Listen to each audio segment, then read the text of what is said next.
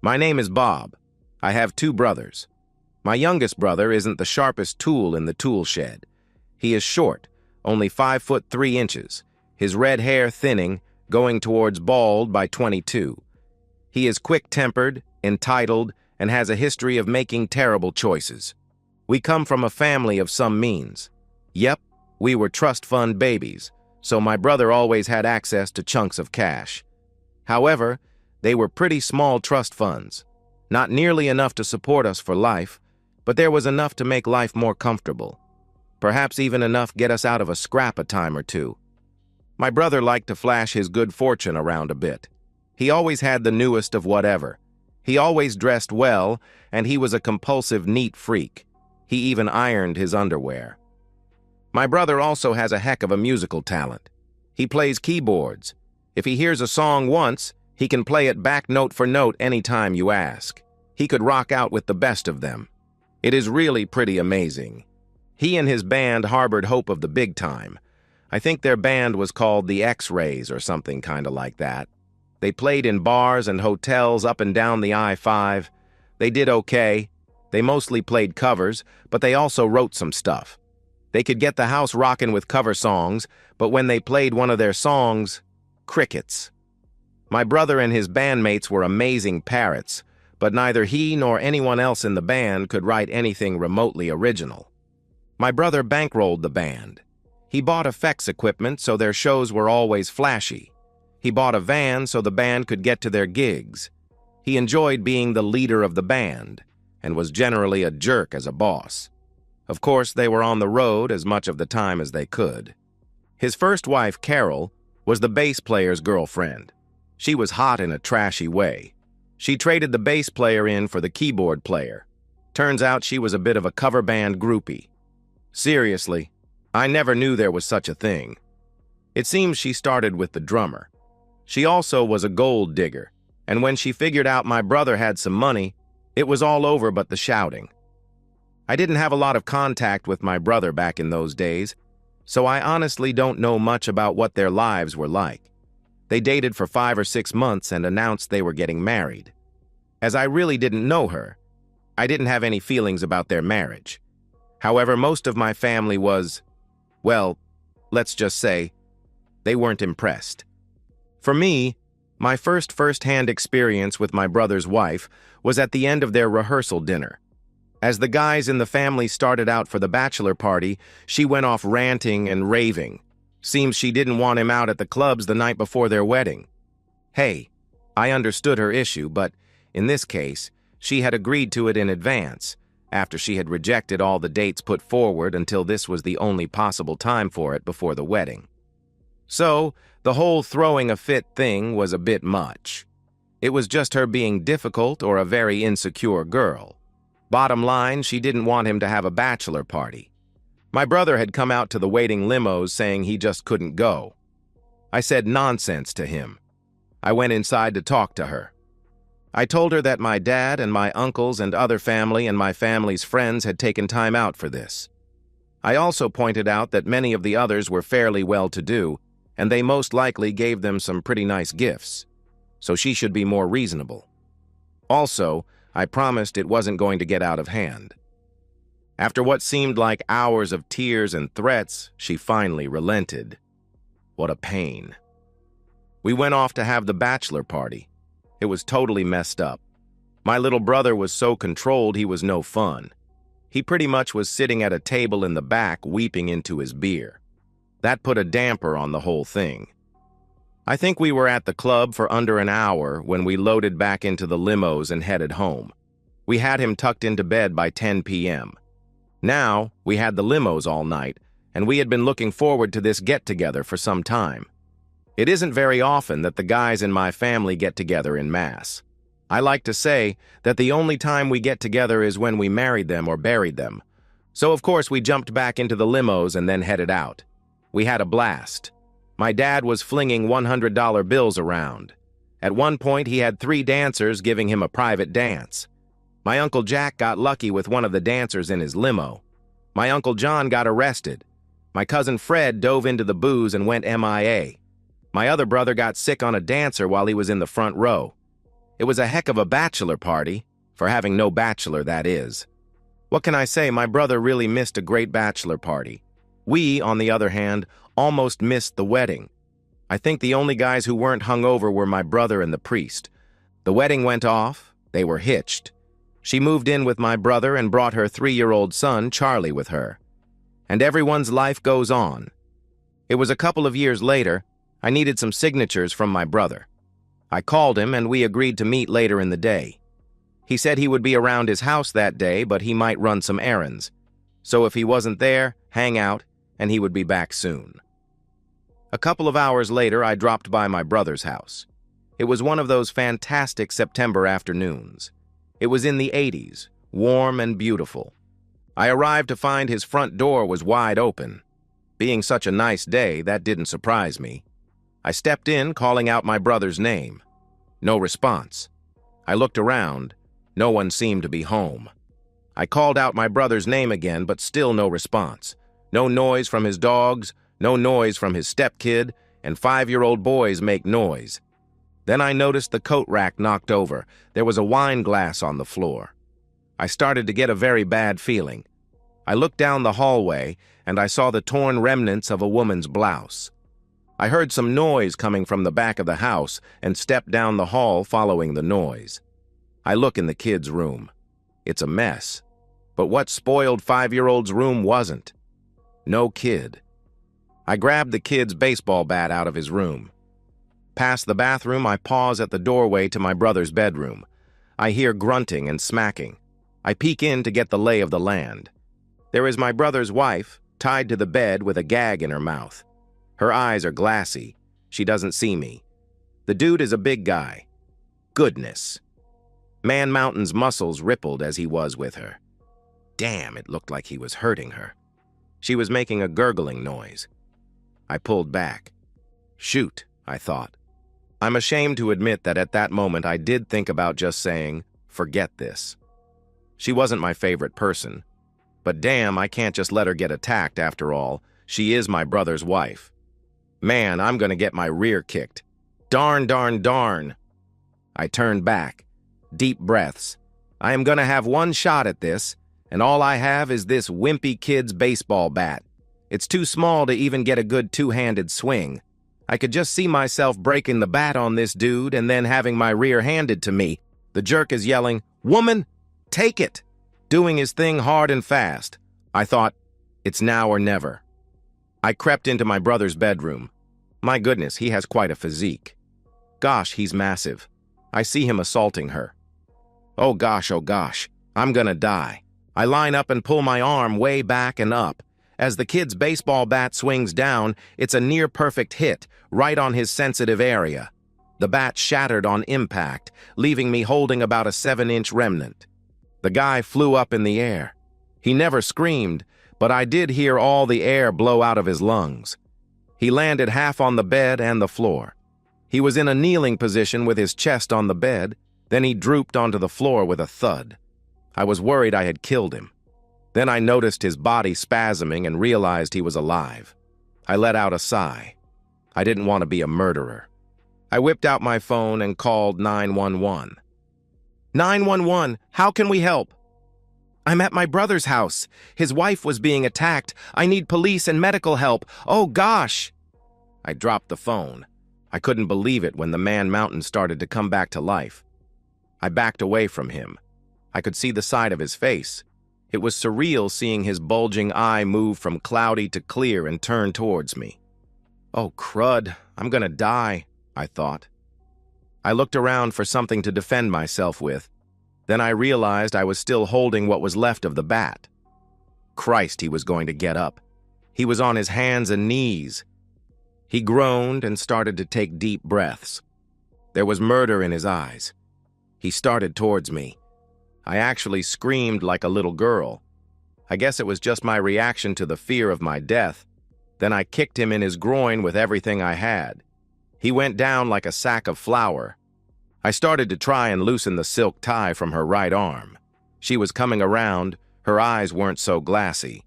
I had to get us out of there before the jerk could get up again. How he got up the first time was beyond me. I was sure I ruined his parts with the baseball bat. I couldn't believe that hadn't taken him down. At that point, I wasn't even certain the jerk was human. I looked down at my sister-in-law. She looked upset. Her eyes weren't glassy. They were wide open and stared at me angrily. She was making a lot of noise, but I couldn't understand what she was saying because of the ball gag. She was struggling so hard against the ties that were restraining her that it made untying her impossible. Her face is a mask of anger. She is screaming, and spit is drooling out of her mouth. She is tossing her body back and forth like she is possessed by a demon. I figured she was upset at being attacked.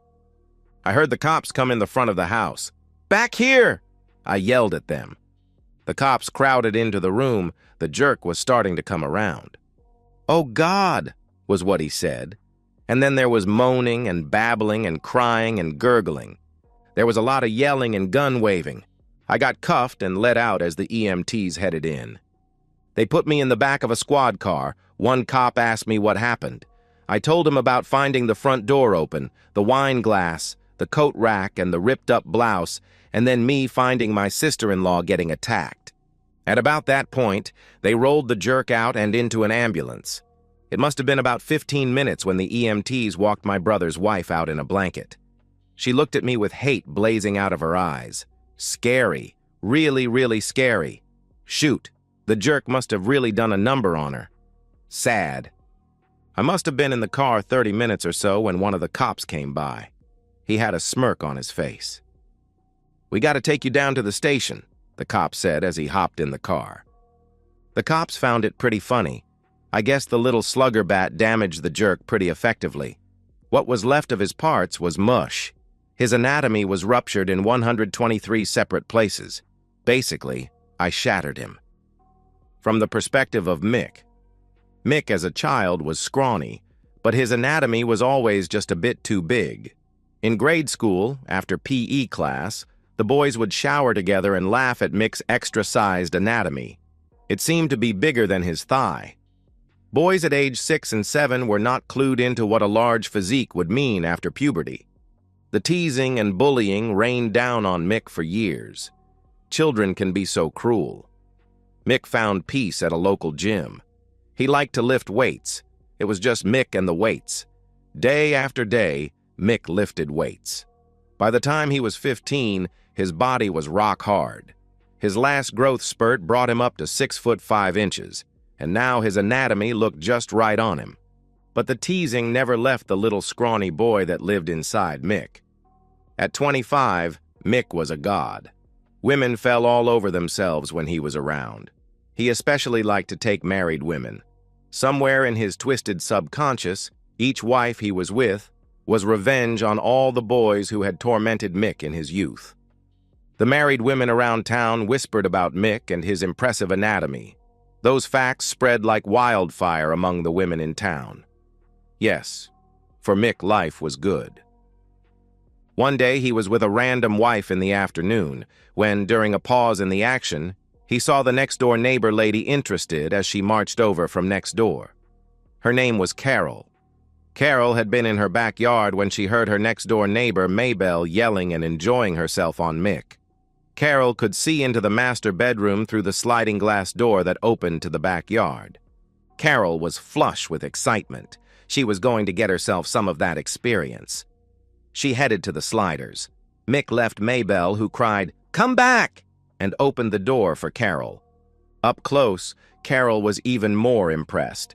Here was 6 feet 5 inches, 225 pounds, of rippling muscles attached to an impressive physique, the likes Carol had only dreamt of being with. In her many days and nights of being under different men, Carol had never seen a better, more beautiful example of the perfect physique being attached to the most amazing man. "Hi, I want you to be with me," said Carol. Looking up into his blue eyes, she added, "Right now." Her legs were weak, but she was excited. Mick wasn't surprised.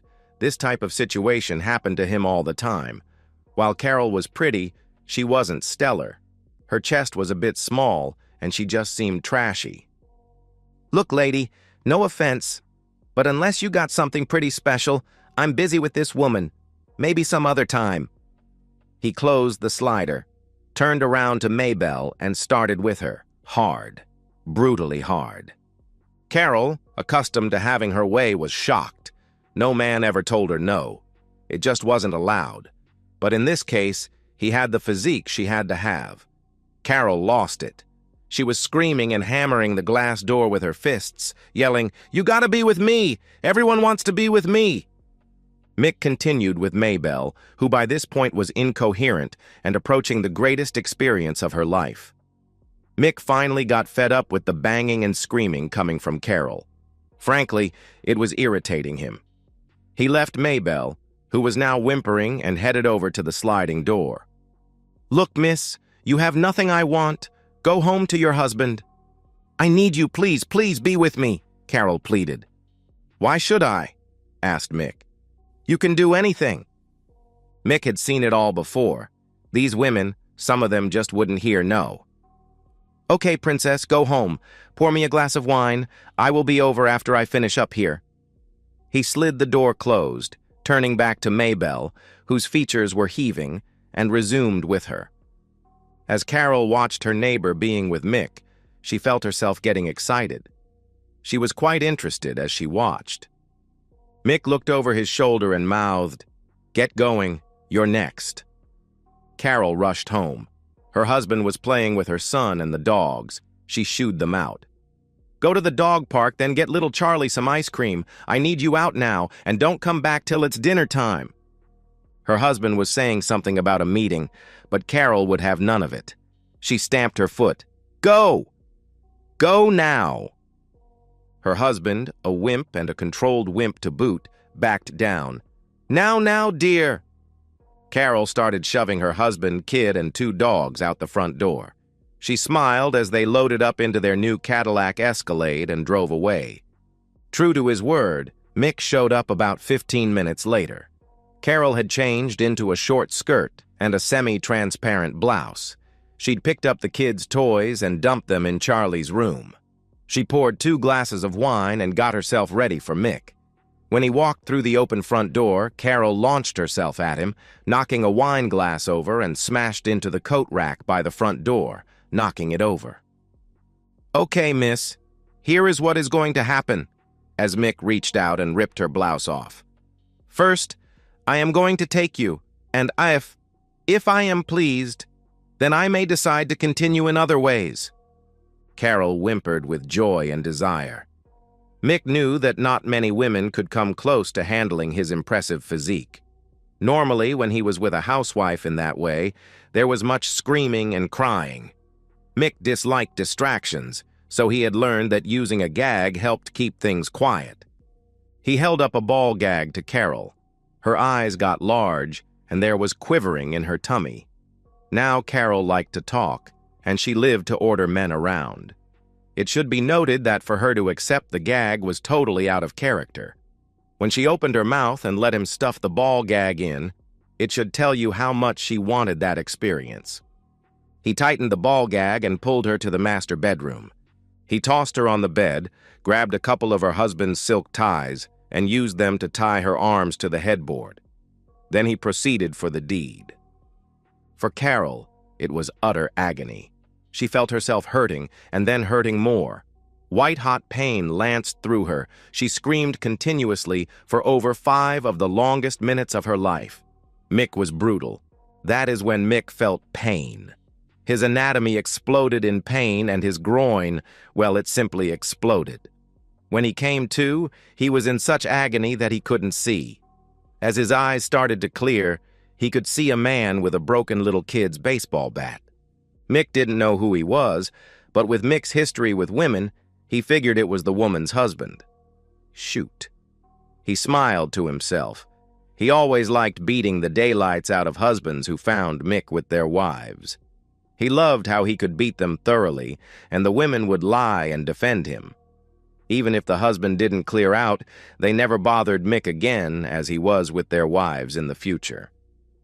Mick got up on his hands and knees and took a breath or two, shaking off the pain in his groin. He hurt badly. It was the worst hurt he had ever felt, and that guy was gonna pay. Mick rose up and turned on the man. The guy's eyes got big, almost as big as Carol's eyes had been when she watched Mick and Maybelle. Mick smiles. He could see this wimp was terrified, as well as he should be. Then the man screamed like a little girl and kicked Mick in what was left of his groin. The lights went out in Mick's eyes as he collapsed in a heap on the bedroom floor. Mick came to the hospital. He was cuffed to the bed. There was a cop in the room who alerted the nurses that Mick was conscious. Soon, several nurses were flooding into Mick's room. They fluffed his pillows, trying to make Mick as comfortable as possible. All the female nurses seemed very sad. A bit later, the doctor came in to talk to Mick. Mick and the hovering nurses learned about the damage that he had suffered. Apparently, there were 123 massive ruptures in his anatomy, which just couldn't be repaired. The damage was so severe that the doctor said he would never function again. Adding insult to injury, Mick's private parts had been utterly crushed to pulp. Apparently, the baseball bat had done enough damage to his groin that when the kick landed, they had been totally scrambled. There was no hope for him, and the doctor explained that parts had been removed. All in all, Mick was lucky to be alive. At best, he would work well enough so Mick could take a bathroom break. However, he would need to take care when relieving himself, as it would spray in several directions as several ruptures were now open channels for Mick. As the nurses heard the bad news about Mick, they whispered to each other in horror. Word spread through the female population about his demise. The women who had been with him wept for what had been. For the women who hadn't, they sobbed for what would never be. The men around town were smiling. Switching back to my perspective. Eventually, the facts came out. Carol was just another unfaithful housewife that Mick had scored with. She was severely injured and would be wearing adult diapers for the rest of her life. Mick, well, he was broken. He quit weightlifting and all his muscles turned to fat. These days, he tips the scales at about 450 pounds, all lard. His anatomy had been rendered useless. One could always tell when Mick used the bathroom. Even though he wrapped a towel around himself, it was never good enough and there would be a mess on the walls, floor, ceiling, and Mick. As for me, I hired some damned expensive lawyers. Our defense was that I was defending my sister-in-law from an attack. How was I to know that it was consensual? My lawyers pointed out to the DA that they would work to get an all-male married jury. The DA was convinced that a jury trial would be a loser.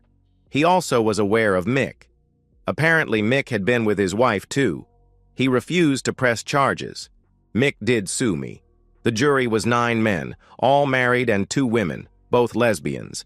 They found me guilty in the civil trial, but only awarded Mick $1 for damages.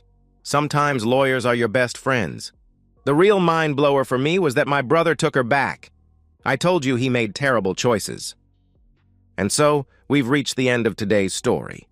Was it what you expected, or did it take a twist you didn't see coming? I'm curious to hear your thoughts. Share them in the comments below, and let's get a conversation going. If this story kept you hooked, make sure to hit that like button. And if you're new here or just haven't subscribed yet, now's the perfect time to join our community.